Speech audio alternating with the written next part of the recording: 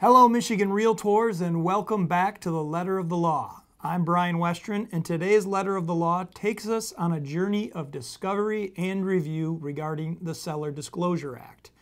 Now, in order to better understand how the Seller Disclosure Act is intended to work, it may be helpful to know a little bit about its history.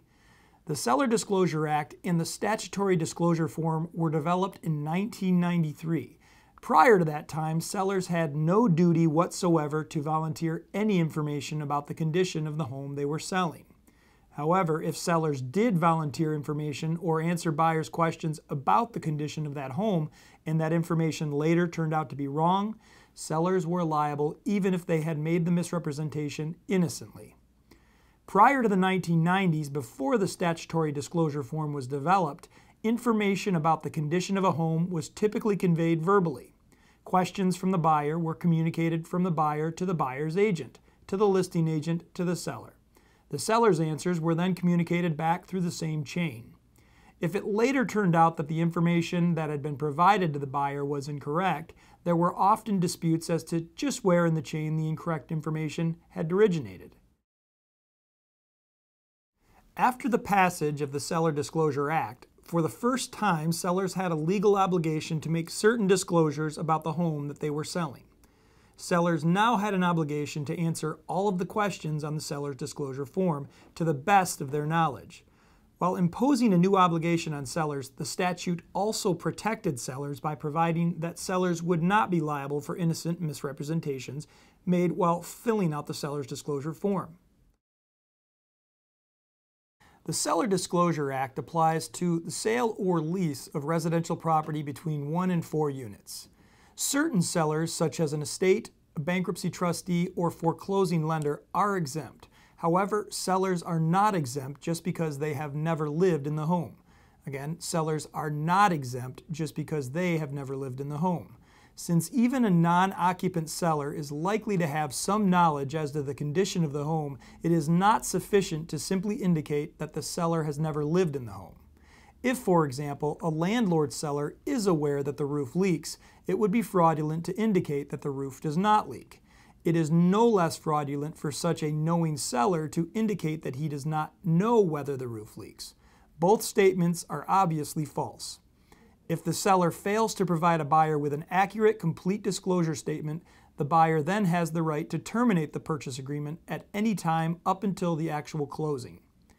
After the closing, the buyer can use any false statements in the disclosure statement as a basis for a lawsuit, specifically a misrepresentation claim, assuming that the buyer can establish that the seller knew that the statement was false when it was made.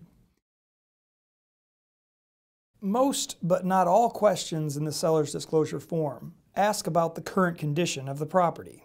So, for example, if the roof leaked years ago but has subsequently been fixed, a seller is not required to disclose that there was a prior roof leak. On the other hand, if the basement has ever leaked, the seller must disclose that fact even if the problem was fixed over a decade ago. Now, what about information that a seller learns after completing the seller's disclosure form? In this instance, the seller is required to amend the form if the inaccuracy relates to structural, mechanical, or appliance systems.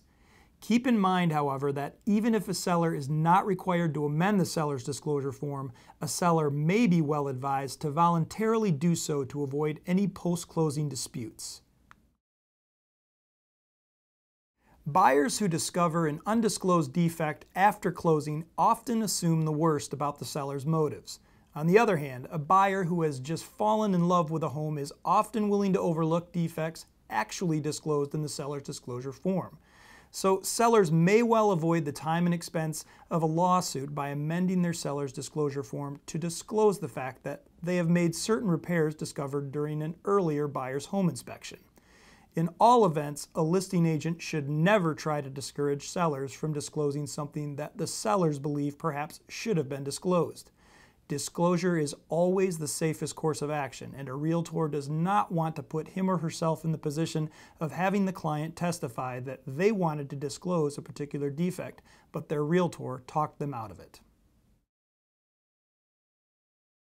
There have been a number of changes that have been made to the seller disclosure form to address particular issues that have come up during the 25 years since the Seller Disclosure Act was enacted.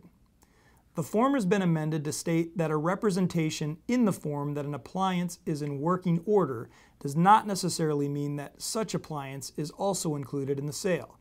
This language is intended to make clear that the question as to what is included in the sale is governed by the purchase agreement, not the disclosure form. Language has been added to the form advising buyers of the public availability of the sex offenders list, thereby hopefully removing any argument that it is the responsibility of the seller to disclose the fact that there is a registered sex offender in the neighborhood. Language has been added to the form advising buyers that the sale of the home will trigger a reassessment for real property tax purposes. This language is intended to put buyers on notice that they should not assume that their real estate taxes will be the same as what the seller is paying. Questions have also been added to the form asking about mineral rights, flood insurance, outstanding municipal assessments, and pending litigation. Finally, realtors should take some comfort in the fact that Seller Disclosure Act specifically provides that the seller's agent shall not be liable for their seller's violation of the statute, unless the agent knowingly acts in concert. If the seller has made false statements while filling out the form, the listing agent should be protected by this language, unless he or she actually knew that the seller was lying. Listing agents should never pass on information from their seller that they know to be false. As always, thank you for tuning in. If you enjoy the Letter of the Law format, please visit ondemand.mirealtors.com for legal continuing education opportunities. If you have any suggestions for future topics, please send those to the email below. Thanks again, and we'll see you next time.